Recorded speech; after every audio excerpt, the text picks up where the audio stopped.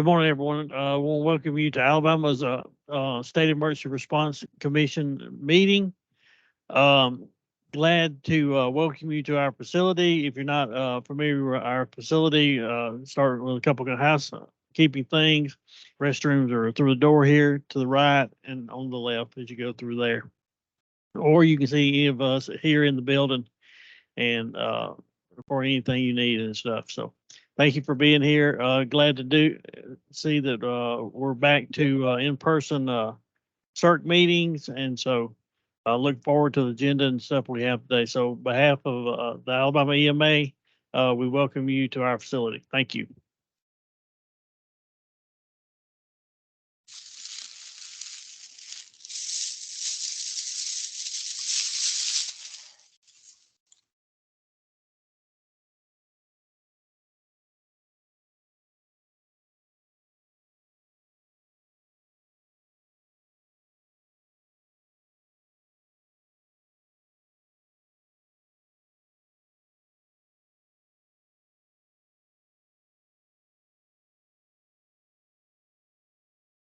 I'm challenged, technologically challenged. Back in my day, we had those horns that like a bullhorn, when you wanted to be loud. But like Darren said, thank you so much for coming and participating in our biannual LEPC CERC meeting. And Caleb was going to do a presentation for you, but he is out sick, so I'm going to do it for him.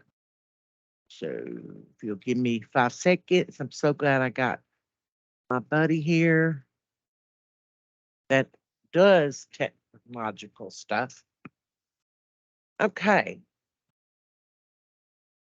Hey, before we get started, could I ask everyone to just kind of go around the room and introduce themselves and where they're from, that type thing? Could we do that? All right. So I'm Darren, and I'm Pam Cook. My name is Jabril with IT. Beth Woodfin with ADEM. Debbie Link, AEMA. Cassie Moss, EMA. Christy Barrett, Red Cross. Sharon Cunningham, Alabama Farmers Co-op. Kirk Webb, Alabama EMA. Nick Bolton, Chilton County EMA. Gary Barron, Montgomery EMA. Edmund Jones, Montgomery EMA. Chris Butler, Alabama National Guard. Also have Lieutenant Colonel Jess Howard with me. Thank you all for coming. We tried to do an in face-to-face meeting because the last couple of times we've had to do online. So it's good to be able to do things face-to-face. Yes, ma'am. Oh, yeah. All right. Because I'm disorganized and Debbie pointed this out to me. You that are online, can you introduce yourself, starting with Damon?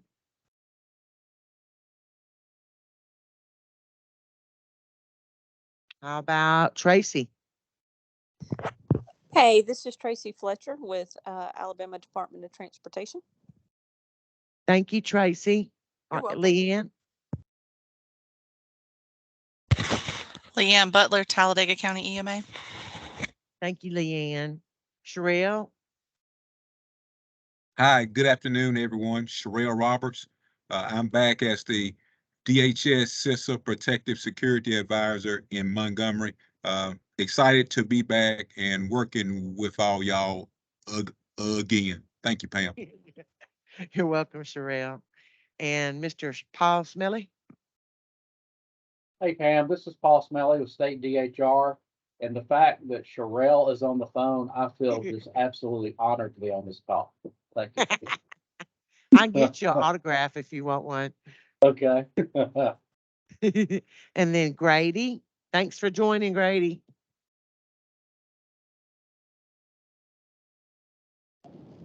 Hey, Pam, I am joining. I'm still on my way into the EOC, just running a little behind, so I hope to be walking in here shortly. Thank you. Poor old Grady's been on the side of the road in Lowndes County, so doing what he does. Thank you, Grady. All right, so now we'll get started with Caleb's presentation. And so it's just talking about this year's LEPC, Local Emergency Planning Committee update. And the new program manager for LEPC is going to be Caleb Williams. There's his contact information. He was hired on in our field operations branch and division, and he's a state professional trainee. He came here in July, and as of March 1st, he's been doing LEPC. I've been helping him and training him, but he took the LEPC program officially over on March the 1st. And then he will be taking over the Alabama Emergency Response Commission program effective 1st of April. Okay, so you'll need to get to know Caleb. He will attend your LEPC meetings and be available to assist you any way he can. He's doing a great job, in my opinion. So we did a survey. I'm sure you all got my email or got one from your coordinator asking about, your LEPC status, if you've done exercises, if your planning committee is active, when did you do an exercise? Do you have plans? It was kind of an array of questions. So after we received the surveys back, out of 67 counties, we have 36 counties that have an active LEPC. They meet regularly. They have relationships, which is phenomenal. Okay. And then we have 15 counties that they want it, y'all, but they just can't get it. And we're going to help them try to reach that goal. And then we have 16 counties that they've had it in the past, and that during COVID, y'all all know everything kind of fell off. So they're trying to get reestablished and reorganized. And this information is on our website. I used to, it's updated at least once a year. And I tell you how to get to it so you can view it, because it does give you contact information, all their information about their plans, when they did an exercise, what that exercise was, so on and so forth. It gives a lot of good information. All right, so this is a little map that our GIS created. I'm going to try to get this on the website. It's just a map of our state with every county. And if it's yes, that means they're active. If it's no, they're not active. And IP means in the process. So you can kind of see where our trouble areas are. This is our trouble area. I think there's maybe one. Yeah, Colbert. And they just recently started back, and they are robust, let me tell you. So, but this is an area that I've been working with, and Caleb will continue to work with. This is another kind of, it has some issues, but I don't want to point out like any bad parts of the state. I'm just trying to let you know there's like a trend, in my opinion, of where we need to focus to help these counties with their local emergency planning committees.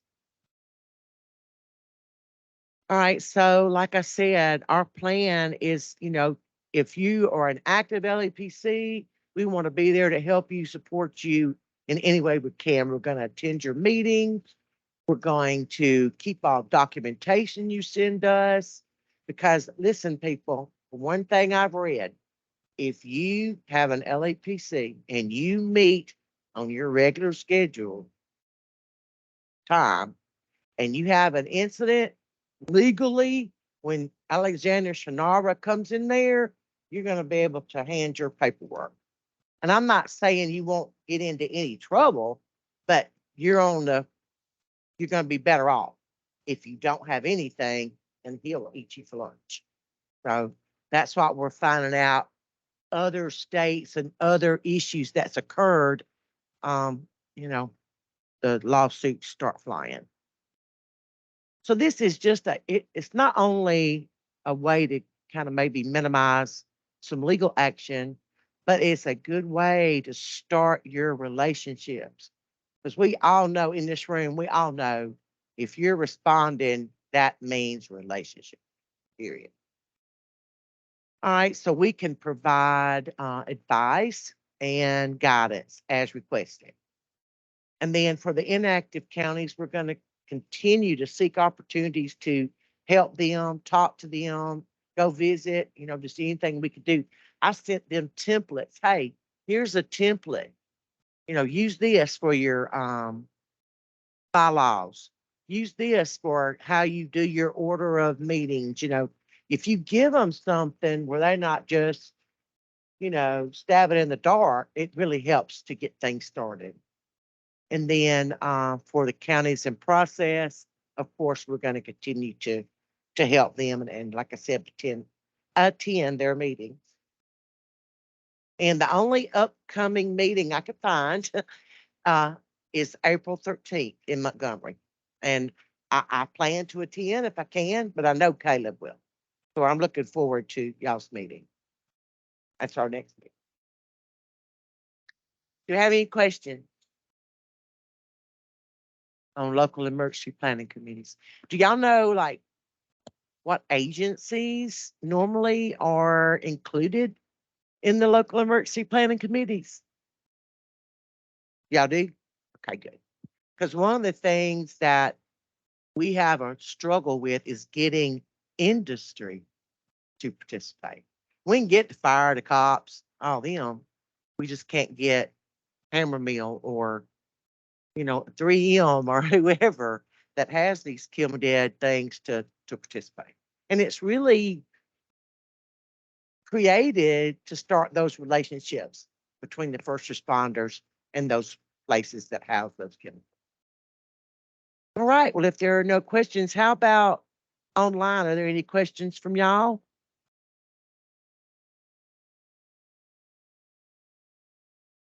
All right. Let's see. Okay. We'll go to the next presentation then. If I can find it.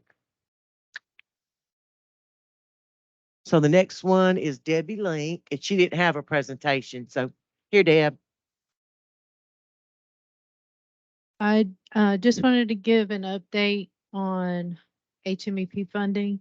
So for the local EMAs, the option to apply for HMEP funding, so the HMEP sub awards has just opened, and information was sent out with an information bulletin. So that's information about the grant and then an application form. And you have until June 30th, 2023 to submit that application. So those should be for projects related to hazmat transportation. So it can be conducting allowable planning, training, and exercise activities related to hazmat transportation. And I'm always available for questions today or anytime you have any questions about HMEP funding. Just call me or email me and I'll be happy to help you. Just let me know if you have any questions. Thank you. You still have to, for an applicant to have an active LEPC before you're eligible to apply.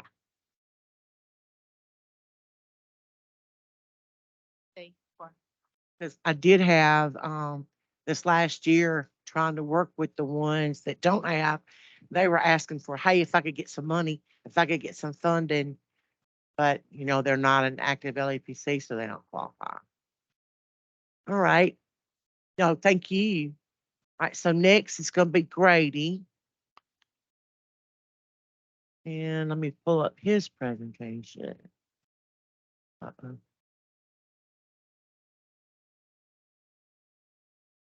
I'm sorry, no. Grady. You can use this one, whichever you want, Grady. I might be breathing a little hard. Yeah. In the way over here or something. I got you.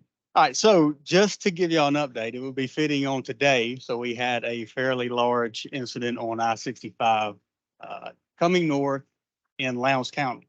Had a tractor trailer carrying about 2,000 gallons, 20,000 pounds of hydrofluoric acid, which is a pretty nasty material. Reacts very readily with air and water, so that's currently an ongoing response. I'll probably back out there shortly, but they're trying to upright that truck as it sits without offloading it the way that it has rolled over. It's presenting some problems with offloading, so a little different than we typically do it, but they are in the process. So with that said, here are our updated numbers, and as of this morning, you can add one more to that. But for the last 6 months, last 2 quarters, we have had a total of 172 release notifications come into us. Of those 172, we've responded as an agency to 36 of them. And that response is statewide. We have 4 field offices throughout the state, so that is a statewide response out of each field office. And this is just a breakdown of what that looks like. And as normal, our largest category there is going to be land notifications or spills to land. And the vast majority of that is going to be transportation accidents, similar to this morning. We did have some rail spills involved with that. We have 3 different derailments in this last 6 months we've responded to. And one of those I'll show you here in a second. But the other classifications, water notifications, that's just impact to any water body. That could be anything from stormwater drain to the Alabama River. And then air notifications. And on air notifications, that's not necessarily every single release report that comes into us from a facility. These are notifications that directly impact a population or community that they have some issue controlling. Those are the ones we will respond to. Just your typical facility release. There's not a whole lot you can do there. Just let it dissipate and try to stop the release. So we did not have any major spills or anything we would consider major spills. We did have a Norfolk Southern train derailment in Iron City. This was back in March. And this was not a particularly bad spill as far as environmental impacts go. But this did generate some interest pretty readily, given what has happened in Palisade, Ohio, and Norfolk Southern. So as soon as it was, kind of got out of Norfolk Southern, train had derailed in Alabama. And it did not help Norfolk Southern. This derailment actually occurred when their CEO was on the stand, kind of defending their how safe their rail systems are. But 2 locomotives derailed, 37 rail cars of that derailed. There were, of the 37 cars derailed, 3 of them had residual hazmat in them. So they were actually empty hazmat cars that had been offloaded just by the grace of God when they were coming through Alabama. So there was really no hazmat threat there. There was some residual material, but there was no release, no impact to those cars other than just derailing. The biggest environmental impact we had as far as any type hazmat of petroleum came from a reefer car, refrigeration car. Had 2 refrigeration cars derailed, and one of those spilled about 100 gallons of diesel to the ballast from the reefer unit on that car. And then we had 9 cars derailed that were just carrying household domestic trash, just your everyday trash. So given that this was a Norfolk Southern train derailment, kind of the heightened sense around derailments in general, and particularly Norfolk Southern, EPA did decide to do a site visit. They came out just to verify the material that was given and ensure that there was nothing extra or unforeseen occurring. Once they came out and looked at the site, they agreed that they were not going to get involved or federalize it. They did let the local responders, the county, Calhoun County, and the state address it, and that's in the responsible party, obviously, address it. Calhoun County and the local responders did a great job on this. They were on scene. They were good at kind of categorizing what was going on and how to respond to it. And they even did an after action hot wash, which I was able to sit in on, where they talked about all the things they did right and also discuss some lessons learned. So overall, it's a really good local response, and that's generally what always starts is locally. And people love pictures, so I got some pictures in here of that derailment. How do you?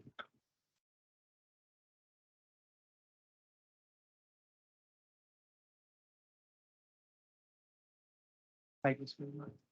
Now you got to do Okay, the thing. gotcha. All right, so this, I believe, now, these pictures are coming from Tara Brini in our Birmingham field office. She was our responder on scene, working with Calhoun County locals. And I believe this was a 5 locomotive train. These rear two were the two that derailed. A lot of times people think about derailment, they automatically think, okay, this thing's laying on the side. All derail means is that it hopped off the track at some point. They could be standing upright an inch off the track, that would be a derail. So these are the 2 locomotives that derailed. And this is one of the 3 residual hazmat cars that derailed. As you see, it's off its trucks, kind of laying. This happened on a high-rise bank. This rolled to the bottom of the hill. These are very substantially tough cars, so it was able to survive that. Another look at that one car. This is one of the 2 reefer cars that derailed, and this is where our diesel fuel spill came from. You see, it's just leaking out of this particular unit onto the ground. And obviously they were able to address that with removing soil and using absorbents. This is a look at the cars carrying household trash. This was probably this was the toughest thing to address, just because we had so much trash on the ground from these cars that, as you know, it's been windy lately and the stuff was kind of blowing everywhere. So we, Calhoun County and Norfolk Southern, had to set up some barriers, some fencing to kind of keep this trash on site until they could get it removed. So this was really what the biggest, this and the 100 gallons of diesel was the biggest environmental impact to it. And moving on to our regional response team update. So if you're not aware, the last time the RRT met, the regional response team met in person, was February of 2020. Obviously, COVID hit and kind of ceased all of that. We have tried several times since 2020 to hold a meeting back in person. We've done a few virtual, but I had tried to get back in person, and that has fallen through every time. We currently have May 17th and 18th in Baton Rouge will be the next RRT meeting in person. It doesn't look like that's going to happen. We've gotten this far with it, so fingers crossed we'll actually be in Baton Rouge in mid-May to reconvene the RRT. So if there are any questions, I'll be glad to take them. Otherwise, that is my report.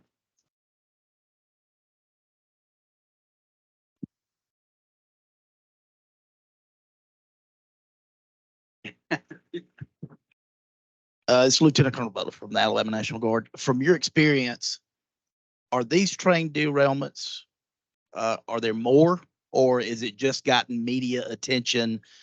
Because there was another one in Minnesota last night at Norfolk Southern.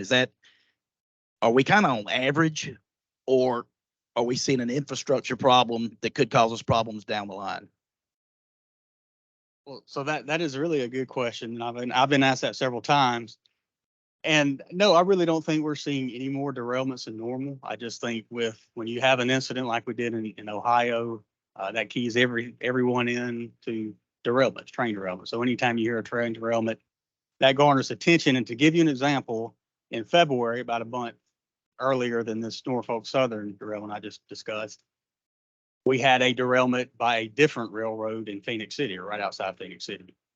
It actually spilled 2,000 gallons of diesel fuel, and we were on scene for that. They had their contractors on scene, the railroad had their crews on scene, and we were working with them.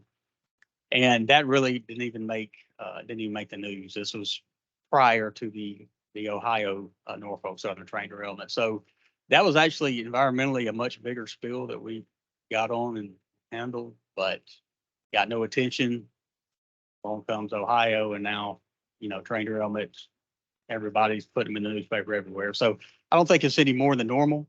And I will say this, I know Norfolk Southern has taken a pretty good, they've been crawled up and down pretty good for the last month and a half. And I'm not going to say whatever is not deserved, but I will say the railroads are generally very, very good at responding to incidents they have. We deal with a lot of different responsible parties, and the railroad is typically one of the most rapid responding agencies, and they do bring a lot of assets with them.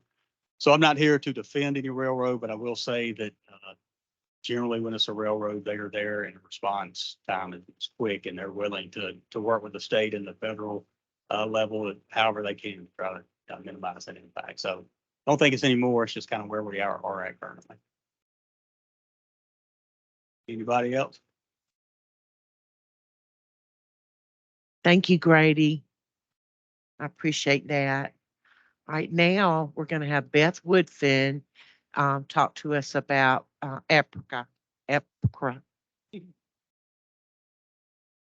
Hey everyone, my name is Beth Woodfin. I work for the Alabama Department of Environmental Management, and I'm the SARA Title III Coordinator, also known as the Emergency Planning and Community Right to Know Act. And today I'm going to give you the EPCRA update. As most of you here have probably heard before, the hazardous chemical inventory reports, also known as Tier 2 reports, are due by March 1st of every year. I have processed all of the reports that have been submitted up until Tuesday of this week. I've got the numbers for 2021 available on the left side and the numbers for 2022 available on the right. So for this year, we had less submit via Tier 2 submit than we did E-Plan. We saw a little bit of an increase in E-Plan users this year. The total numbers vary, not by very much though. We'll probably get anywhere between 10 to 30 late filers up till December 31st. The state of Alabama does not accept Tier 2 reports for back filed years. So we will accept anything from January 1st to December 31st for that preceding calendar year. So our total Tier 2 reports received so far are 3,695. We back up all of the data received to the online program called E-Plan. So all of the first responders can log into E-Plan and access all the Tier 2 data for their counties without having to manually enter any data. So if you're unfamiliar with E-Plan or have questions about how that works, please be sure to reach out to me. Many of you may be familiar with the program called Wiser.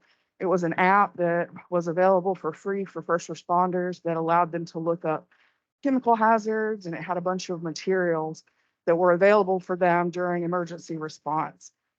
That program was discontinued on February the 28th, and I have provided a list of programs that may be able to fill in the gap that is left by Wiser being disbanded.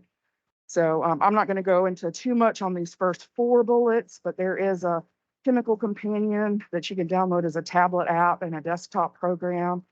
There's the Chemical Hazards Emergency Medical Management System, which is available as a desktop program.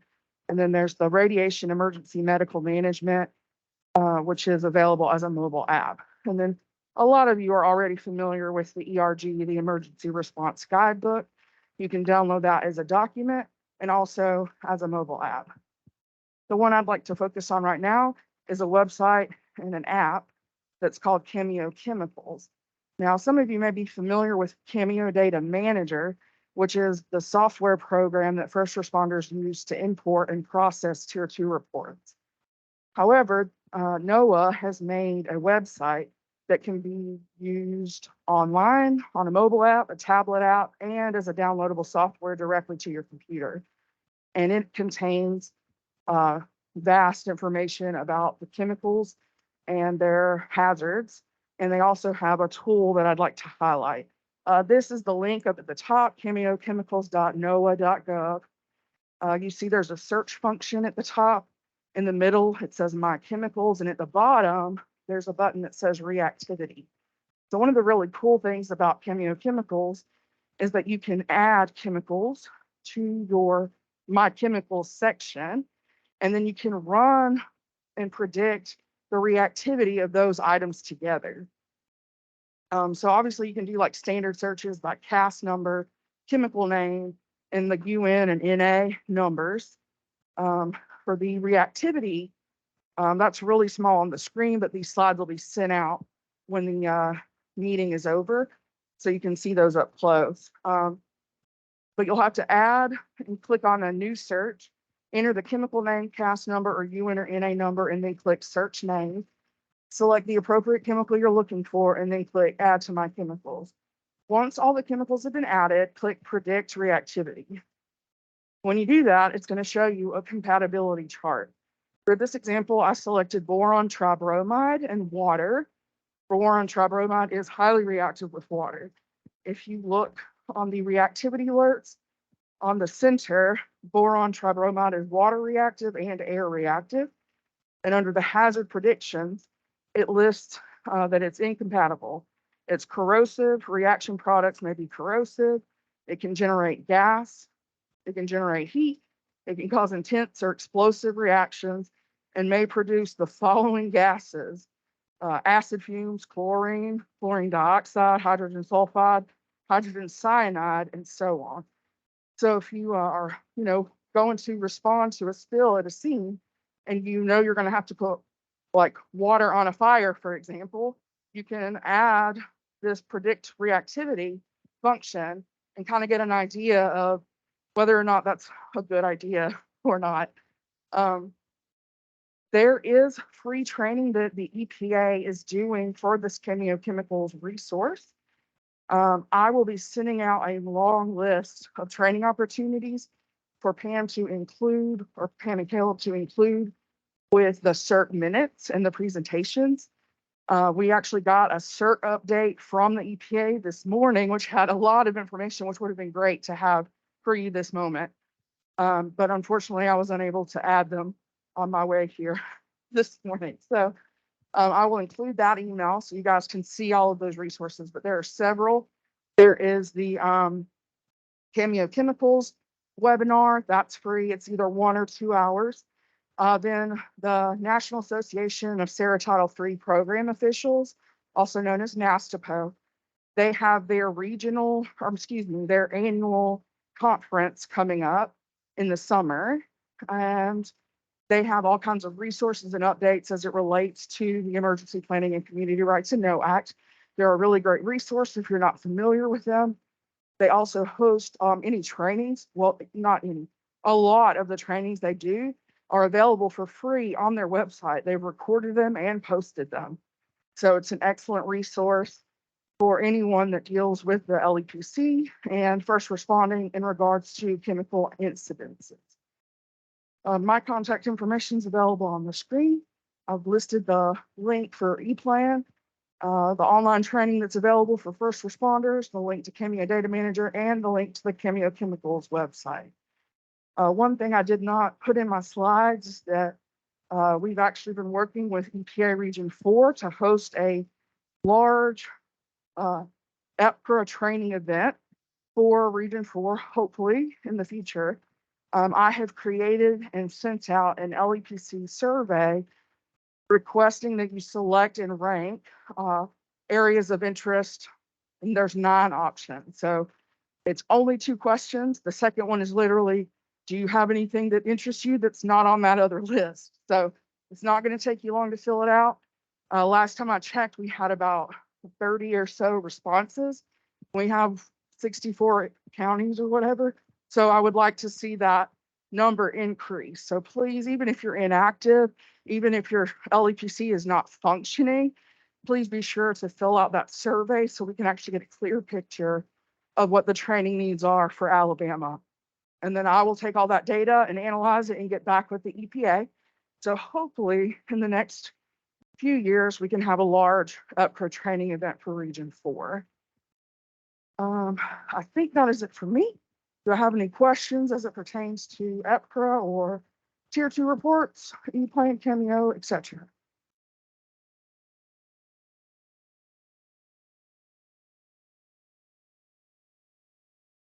Anybody online have any questions for Beth? All righty. Well, next on the agenda, let me look at it real quick. I should have had that set up. Is new business. So the Red Cross, Christy Barrett, is going to come and do a presentation. Let me pull that up, Christy. I do want to say we actually had ePlan training set up to come here to the agency, and the tornado hit. So we are going to try to reschedule it and hopefully get ePlan training available. I've never had it and I need it. Go ahead. I forgot to mention that in 2 weeks, I believe it's April the 15th, we are going to be doing an E-Plan seminar, which is the 4-hour course that's certified for 0.5 CLEM CEUs. We're going to have that in Mobile. So if you want to travel, there is a Mobile class available and there are slots still open. So you are welcome to attend that. It is a free course. You just have to register online through Eventbrite, and I'll be sure to send that link out to be distributed with the minutes. Also, we can schedule E-Plan training for anybody that's interested, as long as we can get a minimum of 7 people to sign up. So if you're interested in hosting one for your area, be sure to contact me and I'll be glad to try to plan those logistics with you. Thank you, Beth. All right, Christy. Thank you. I am Christy Barrett with the American Red Cross. We cover Alabama and Mississippi, but for here today, I am the state government ops relations for Alabama. I've put a lot of information in here. I'm not going to cover it all just because it's going to be sent out, but I'd rather give you a lot of information. You can review it. If you have questions, my contact information is at the end. And I'll also sync you with your local disaster program manager or specialist if you have questions. But we'll go ahead and get started. The first slide is really about all the components that Red Cross offers. So I'm not, everybody knows that Red Cross does blood, but we also provide, international services as well with American Red Crescents and other components as that. A big one for us is the services to armed forces. So while that's another line of service, while I sit in disaster cycle services, we support together. So we do things locally. We actually have a staff member deployed right now overseas supporting some of those field units over there, doing presentations and just getting a great rapport with those communities. So a lot of good things from service to armed forces, and everybody knows about training services, or CPR and health and safety is what it was called prior to last year. But today I just want to focus on disaster services. I know it's really hard to see, but we cover prepare, respond, and recover. We have mitigation. It's kind of between the two. I know everybody has it listed out, but our big points for us in preparedness is to talk about what we're doing today, right? How can we support now, either with VOADs, LEPCs, you name it. But for those EMA directors on the phone or here with us, we do offer a lot of opportunities, and these are free to the community. And I want to support across the state. We have Prepare with Pedro. So we read little books to children, and that escalates up to 2nd to 5th grade with Pillowcase. And that partnership talking about how it came from Katrina, where people would put their items in a pillowcase bag. So it's going from kindergarten to 2nd to 5th grade and then escalating up from there. But we also provide smoke alarms for free throughout the state. And I know we have other fire departments that have grants as well. So we want to partner together and share the wealth. One thing that we can offer is bed shakers for those who are deaf or hard of hearing. And now we're getting the strobe lights with it. So I have to fly those in special, but we can do that. I just need to plan ahead to get that. So that is, anybody is welcome to those components. We also have a few other things, hands-only CPR. But for us, the ready rating and the Be Red Cross ready for this group is key. You mentioned industries, you mentioned businesses. We have a ready rating that they can go online, and it's like a step process to see, are they prepared in their communities? Do they have a plan? Do they have AED machines? It's a big, broad, for free, but at the end of it, it kind of gives them a score and helps them start of where do I need to go in the community. The same thing for Be Red Cross Ready. We have multiple presentations, like I'm sure y'all have, of talking to many different age groups, whether they want to be prepared for tornadoes or you name it. So we have a lot of caveats out there that they can support. And of course, everybody has an app today, so we have plenty of apps. Ours are geolocated as well, so no matter where you travel, if there is some type of severe weather, it will go off. I have family in other states, so I ping them, so it notifies me when they have bad weather, something going on. So it's just something interesting to look at. And it does list the shelters. When you go into the app, you can look. Now, it's a little bit of a delay. We're trying to work on FEMA with that, but there is that opportunity in there. One of our focuses, I believe, FEMA is as well as the climate change and what we're doing to support that. So y'all can read that in your own time. Just know that we're aligning with them and how we can support locally as well. This is our bread and butter right here, right? Responding to no notice events. This is last year's impact for just Alabama alone of what we've done across all those lines of services you saw earlier with that and how we provided that assistance. But today I wanted to talk about a few of these mission capabilities. The first one is what we do all the time, and that's basically mass care and emergency response and support. Just to throw up that in 2010, we were Red Cross was with FEMA as far as nationally supported with ESF 6. Now here locally, you got Paul on the line. We work directly with Paul and the rest of the ESF 6 team to support with those components. But we also help in ESF 8 and 11, and you'll see that a little bit later. Take your time to read this later on, but it talks about all the opportunities that we can do as far as mass care, from whether we're on the scene for a house fire, which is what we do all the time. Every 8 seconds, there's a house fire. They can either call 1-800-RED Cross and get through national dispatch back to us, or we have what I call the BAT phone for those who are in this room that goes directly to a responder that can help dispatch that. So from local disaster action teams, from sheltering, feeding, you name it, that's what we have to offer. The other thing for this committee I wanted to talk about is the special responses. Not sure if you're aware about mass casualty events and how we support with that. And we did a lot of planning, I think, this summer with the World Games. But there, again, we had with tornadoes that came through Mississippi, Alabama the last couple of weeks. It's not just tornadoes, it's also mass casualty. So we have specialized teams that support in those components. The same thing with transportation incidents, all those lovely and exciting things. So throughout here, if you want to wear, we can be a partner through all of those 3 phases. It's just bringing us to the table. And if you have an LEPC and we're not there, if you have a VOAD and we're not there, like I said, my contact information is at the end. I would really like to be there and also bring our local volunteers and our DPX staff to you. So recovery is just the same thing, right? We're supporting LTRGs. Depending on what scope, we're there from local all the way up to federal. There will be a Red Cross representative in those phases of cycle. So I talk fast, but are there any questions? Yes. The long-term recovery groups. So after an incident, right, we can have long-term recovery groups. Typically, they've been your VOADs, your volunteer groups, and they transition over into a long-term recovery. So a big one for us, for me that I worked on a lot was in the 2010 flood in Nashville. So it's still the same people. We appoint as a group who's going to take over the components of the casework, right? That long term. So sometimes clients have challenges that to get them back to something, whether it's in their own house or finding a new transition plan. So that group really helps get them to that next step.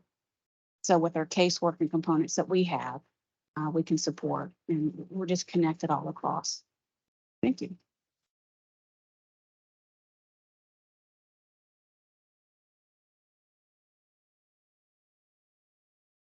So if somebody's looking for any type of service, I would say go to the 1-800-RED Cross, and there's a few prompts, right? Depending on what you need, and that will take you to the next person to get you there. So depending on what you need can be instantly handled. Sometimes it has to come back. So if you did have a home fire, heaven forbid, it would come back to us. But we want to make sure you get the right information across the board. Mm-hmm. Yes, please go ahead and share. And if y'all have any other questions, yes. Yeah, okay. So I'm not sure if you can answer this here for locally, but I'm gonna give you the opportunity to try. Okay, so on your response slide, a few slides back, you had under there transportation incidents and hazmat and nuclear facility accidents. So in a situation, again, let's say like Ohio, Palestine, Ohio, does that response look very much like it would for a hurricane type bill? Weather event, or is it different in some way? We're going to support those mass care initiatives. Is that what the first need is? Then yes. So we're going to sit wherever there is an EOC or command system. There will be a red person or liaison is what we call them inside of there. So it depends on what the needs are. If there are mental health needs components like that outside the shelter, and we can do that as well. So it just depends working with you all, how we can support. Probably going through some type of either anger, frustration, whatever it is, and where they can't get back in the home, or they're very scared about going back in the home. Y'all address that. Right, we work as a team. So there's other components of the group that would come out. So there's specialized trained individuals that come out as a field team to those situations. Not everybody can be on a mass casualty event team. There is some serious training that has to go on. So when that does happen, it comes with the full package. But know that we'll work with everybody alongside with FEMA and the other folks as well. So we'll work together with that. Yeah. Well, like this Lowndes County spiel that Grady's been on, there was talk about evacuation of, a certain radius. And if we had done that, I know you would help if you could. How long would it take for you to set it up where you could kind of account for the people, help them get housing, whatever? How long would that take, and what would be the proper way to ask for it? As I understand it, we use WebEOC here, correct? So that would be the process.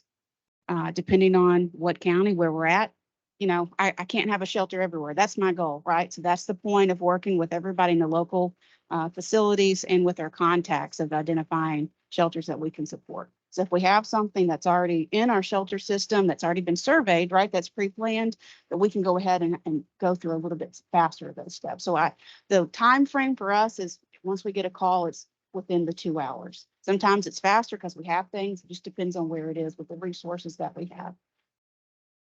Mhm. Okay.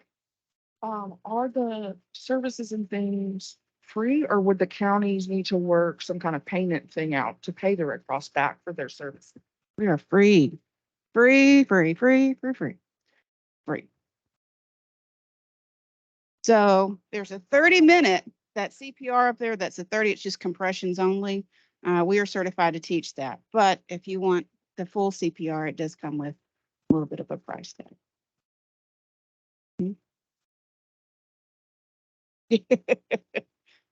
Piece of paper.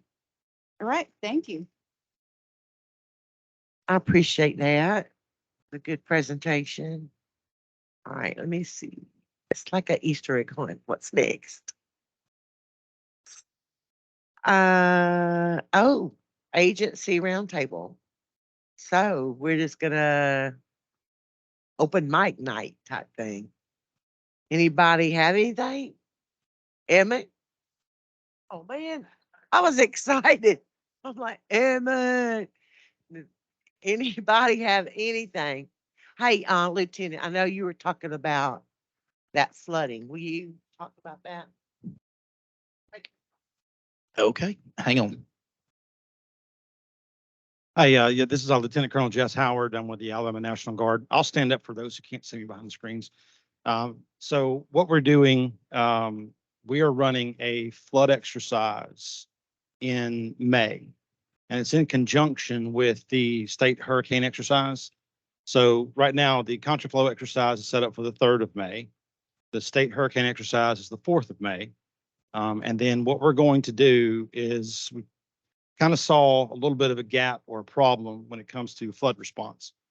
We've taken a look at the state's flood response plan, and we kind of don't really know from the Alabama National Guard standpoint about what's going to be asked of us to respond versus what other agencies inside Alabama and their response capabilities look like. So what we're trying to do and what we're going to do is we're going to run a tabletop exercise on the 8th and 9th of May. We've sent invitations out to certain agencies already, and we have also identified the need to send out a couple more after this meeting. So kind of just be on the lookout for that. But what we're going to do, we kind of took some lessons learned from the Kentucky situation and then also the Mississippi situation. And we started asking ourselves questions about what does Alabama's flood response plan look like? What we've identified as the most likely flood event we would have here in Alabama would be post-hurricane, because that is our most, devastating flood capability. And we've had it in the past in Elba and some other areas. And we've talked with Montgomery EMA. Alabama Power ran one where, the Alabama River flooded and floods entire downtown Montgomery. So what we're going to do is we're going to run a tabletop exercise. And we're asking for participation from some certain agencies to kind of make this real, as real as possible. We've been working with TVA and with National Weather Service to kind of carry the hurricane one step further. So when we end the HUREX on the 4th of May, what we're going to do is pick that up on the 8th and 9th of May as in real time. So it's been raining for 3 or 4 days now. The tropical storm, or it's degraded from a hurricane to a tropical storm over Northeast Alabama. And we have a massive flooding event that results in a dam failure, an earthen dam failure around the Lake Gunnersville area. And so what we're going to do is we're going to facilitate a discussion on agencies, their capabilities, their response requirements, and identifying, making sure everybody who is an emergency responder, either on the emergency response or the recovery side, to kind of understand who's doing what, and also identify any gaps that we have in our response plans so that we can figure out how to solve those problems. We don't know what Alabama will be asked for. We make assumptions, Alabama National Guard, with, security forces or aircraft for hoist or logistical, moving food, water in the area. We listening to the Red Cross, talking about relocation of personnel and how we do that. We're running a little bit of a scenarios. We're writing a measle and an inject in the script on how this is going to go. And so what I'm asking is if you have an opportunity on the 8th or 9th of May, plug that into your calendar as a kind of a placeholder. If you have not been contacted by us and are interested in participating, please reach out to myself or Lieutenant Colonel Chris Butler, and we'll get you plugged into the exercise. The more people that we have participate, the better the response plan will look like, and the more prepared we'll be for any event this might actually happen. The idea is, like I said, to kind of identify what we can handle internally with as a whole of government approach versus what we have to request assistance from the outside. And the only way to know that and figure that out is to kind of talk through it. So don't think of this as like what we do with the state HUREX. It's going to be a facilitated discussion. I'll be facilitating the discussion about basically what are you doing? What are your actions? How does that affect everybody else in the room? What resources do you have? What shortfalls do you have? Who are you coordinating with? And how that all ties together from a whole of government response, both on the response side and then follow that up with the recovery side. I don't know if we'll get to recovery in this. I'm more worried about the response right now. We'll identify some things on the recovery side that we'll have to look at later in follow-up conversations. But we want to kind of get this ball started. And we did this last year with the World Games. We facilitated a tabletop exercise for them, the city of Birmingham, and there were a lot of lessons learned that came out of that helped them be more prepared in the event of a bad day in Birmingham. Just like we all do exercise planning, or we all are planners, we do this so that we don't meet each other for the first day on a response. And so that's kind of the idea on this, is understanding what we do, what everybody else to our left and right is doing, and then what's expected of us, so that when this does happen, we're more prepared to respond. So does anyone have any questions regarding that? Yes, ma'am. Hey, this is Beth with ADEM. You may not know the answer to this immediately, but do you know if there's been any attempt to loop in like industrial facilities into this? And do you know that like in the E-Plan data set, you could literally put in an area of concern and then export all the tier 2 facilities from that area? with immediate contact list, like facility name, address, phone number, email, and then that way you can contact them en masse should that kind of event happen and you need to notify a bunch of facilities at once. Okay, no, some of that we've identified the fact there's going to be some industrial problems along that watershed. What they are, how bad they're going to be, we don't really have that built in. It is a consideration that we know there's going to be some ticks or TIMs, toxic industrial chemicals or materials that get into the waterways as a result of the flood. The way we're kind of prefacing it is, hey, we know it's going to happen. There's probably going to be some casualties that are contaminated because of some of those materials, but we hadn't gotten in the depth. I mean, I just learned about the website this morning, so I didn't know about that asset. We will definitely use that, and that kind of ties into stuff we're doing next year as well with a different kind of response or exercise. But yes, absolutely, we are aware that there's going to be some of the tick or TIM in the waterways. So the responders will have to deal with that for cleaning and then patient care and triage. So we do acknowledge that, but no, I have not actually reached out to those, and I don't know that, but we will now that I have access to that resource. But no, and that was very good for us to learn this morning as well. Any other questions or comments? All right. Thank you for the opportunity. Anybody online have any questions or comments? Hang on, Grady has something. And just a reminder on this roundtable that we implemented this 2 meetings ago, and this is just an opportunity for any agency on the CERT to mention anything that it doesn't necessarily have to fall directly within the parameters of hazardous materials and releases, but it could be any type of exercise on the horizon, anything you're participating in to bolster your agency's capabilities to respond to whatever the event is in the state. So if you have anything, just encourage you to say it. It doesn't have to fall within the exact parameters of HAZMAT. Thank you, Grady. Does anyone else in the room, any other participants have anything you'd like to tell us about or invite us to or think? Hey, Edmund. Edmund, are you still in the room? I think you are. He's not acknowledging me. Isn't that? Edmund, I wanted to see if you had anything you might want to throw out to all the other LEPCs out there who are kind of getting revamped and started. And if you know of, I know you were new to your position in Montgomery and we're glad to have you on board. And just if you had any ideas that you thought were helpful to you as you started learning about what it means to run an LEPC that you wouldn't mind sharing with the group. Put you on the spot, Evan. Thank you, Beth. I guess I'll just talk about what I'm doing currently. I guess the focus on inclusion. As we know, the industry members are the hardest ones to get them to come to meetings. So I guess the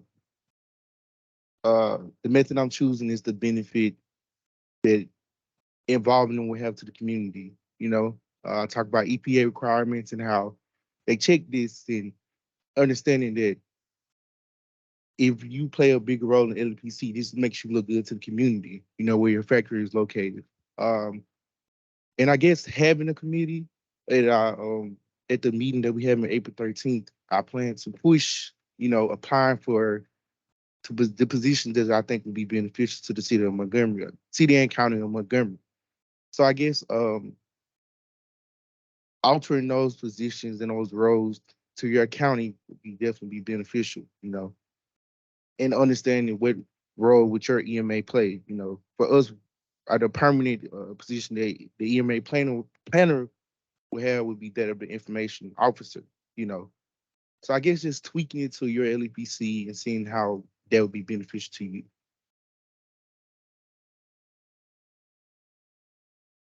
Thank you. Anybody else? Chilton County, got anything? One of the things when I was talking with LEPCs that were struggling with attendance, like they were going through all the processes and 2 people would show up, their fire chief and their police chief. And, that still counts as a meeting, but it's not really fulfilling what we're trying to accomplish. So what I did when I was county director, I learned a lot. And I did meetings after hours. So they couldn't say that, they're on the job, they can't leave. I do it like 5:30. And I would get one of the local restaurants, KFC, Domino's, pick it and ask them, and they would hook me up. And guess what? You got food, they coming. They might not hear a thing you say, and or they might really have a lot to contribute. But at least you get them there, you get them started, so to speak. So this is something I learned as an EMA director. So hopefully that will help the LEPCs that are kind of still struggling with attendance. It's bribery.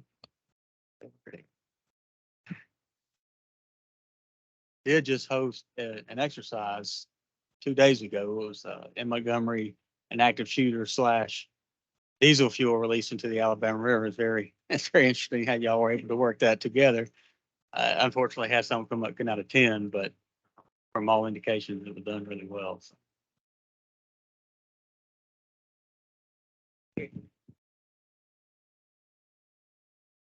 That exercise went really well for the Harriet. It was 26 different stakeholder agencies that were there. Everything from the hospitals to ALEA to ADPH, of course, ADEM. We even had faith-based there also for that aspect. But it was really good as far as being able to have all the agencies talk about what that looked like for responding to the boat. So the Harriet is now the largest passenger boat in the state of Alabama. So at max, it will have 300 individuals on it. And so if an incident like that happened, it's just, the only way you can really put it is just shooting fish in a barrel, because the only way there's nowhere really for them to hide. It's just either go over the edge or try to fight. And so there was a lot of discussion on what that looked like as far as a response and things like that, because a lot of those cruises are at night also. So it was really good. We're creating the AAR on it right now. And we're more than willing to share that with anybody that'd like to look at that, since we had so many agencies and how they would respond to that. Just let us know. And like I said, we're more than willing to share it. Gary. Kirk, you got anything? Come on, somebody. Anybody online? Paul Smelly, you got anything?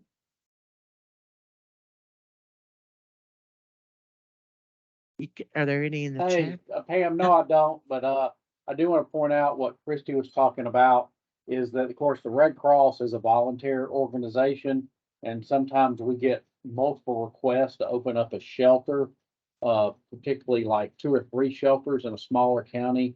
But due to everybody experiencing personnel shortages and supply shortages, we have to consolidate those shelters and open up the fewest number of shelters in a county to meet the mission requirements. That's all I have. Thank you. Thank you, Paul. I appreciate that. All right. Tracy, you got anything out of it? No, Pam, I'm good. Thank you, though. All right. Well, we will wrap this up, and I appreciate all of the participation and attendance. And like Beth said, we'll send out the slides and a lot of other information that we covered today. And Beth wants to say something. There were several comments made about having trouble getting industry to show up to LEPC meetings. And one of the biggest pieces of advice that I can offer as someone who works directly with thousands of facilities would be, first of all, to get access to your E-plan data so you can export all of your contact information for your facilities.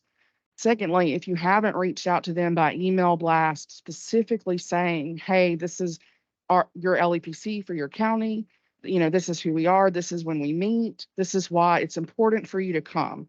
then you should do that. Absolutely. Because the facilities don't always understand why they're even needed at these LEPC meetings. They don't understand why their voice is important. And so one of the best ways to foster the relationship with facilities is to explain to them why they are important. You know, their view on their chemicals and their response capabilities and, you know, what an actual release would look like if it was a catastrophic release, like all of that, you know, the industry themselves have a unique point of view on all of that. So, you know, explaining the importance to them is number one. Number two is I would send the email, but I would also kind of bother them. I would follow up with a written letter, which you can print labels from your ePlan account.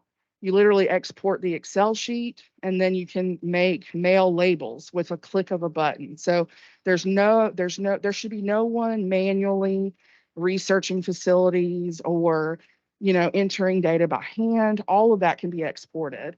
And then the last thing I will say is, facilities that have extremely hazardous substances on site are required to, quote, participate in the planning of their chemical releases and all that. So EPA has interpreted that to mean they should be at your LEPC meeting. So at a minimum, every facility that has an EHS on site should be at your meetings. In addition to that, people that are a part of the risk management plan RMP program, they are also required in some capacity to work with their local emergency planning folks. So the best way they can do that, and you're kind of hooked to those people, are, hey, you have to prove to the EPA that you have participated. The way you can participate and prove that is to come to the LEPC meeting, sign in, and then you have physical proof that you showed up.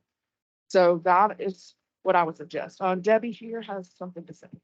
I was just going to add, when I was at Montgomery EMA as the planner, I would invite those companies to speak and explain what their company does, so everybody knows, because they don't know a lot about emergency management.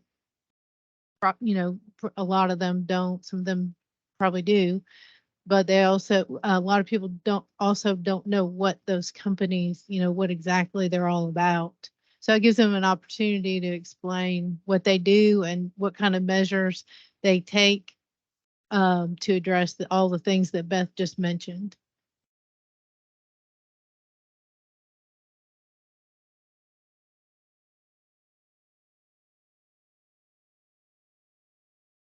Is we're all of a sudden getting letters saying, hey, you have something here, you need to pay your city $100 and something, like $82.83.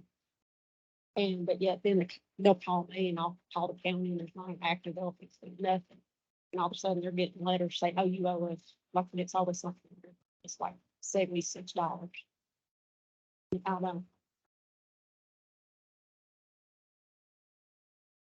I've never, I've been through. And but it seems to be random and it's been since this filing. But matter of fact, I need to talk to you about that. But it seems like, yeah, they're just, and we're like, they send it to me and I'm trying to track me. Those can email and we'll be fine. But that is something I don't, and whenever I call the CDC, we didn't. That is a very good thing. Please like message me the details of that, because we'll need to send out a big blast about warning against scammers and stuff like that, because in Alabama, it is pretty rare for a LEPC or fire department to charge fees. I only know of a handful, and most of them are volunteer fees. So they say, hey, if you have an EHS, please donate blah, blah to our hazmat team or whatever. There's only one fire department that I've even heard of, and that's Montgomery. At one point was requiring a fee for their EHS facility. So it is not normal to be getting, you know, for a facility to be told that they're required to pay a fee or a fine. So, yeah. Oh, yeah. Our email automatically scans, so if it's somebody you don't have, it goes to just a source kind of thing. And so if you're not looking at your scam mail, so I probably, besides Twitter, have sent it to you. There ain't no telling how many out of the 97 locations may have done one. And but like I said, the free is all different and it's weird amounts. It's not, hey, $100 or It's 176. That is definitely suspect. If you'll get with me, I would love to talk more about that with you. And then Pam, Pam and Caleb, we may need to send out some specific guidance for the LEPCs about this issue. Thank you so much for bringing it up. Yeah.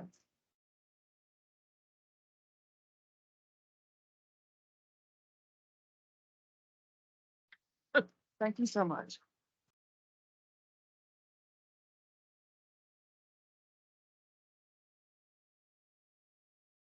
Okay. Well, thank you all again for participating, and we'll have the next one will be around Octoberish, fall time period, but we'll send out the invitations, just like we always do. All right, we're going to sign off. Have a good day.